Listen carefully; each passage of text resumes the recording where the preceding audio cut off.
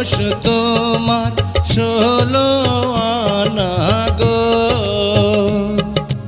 ও ও সখী বলি যে তোমায়, এই বয়সে একা থাকা বড় দায়।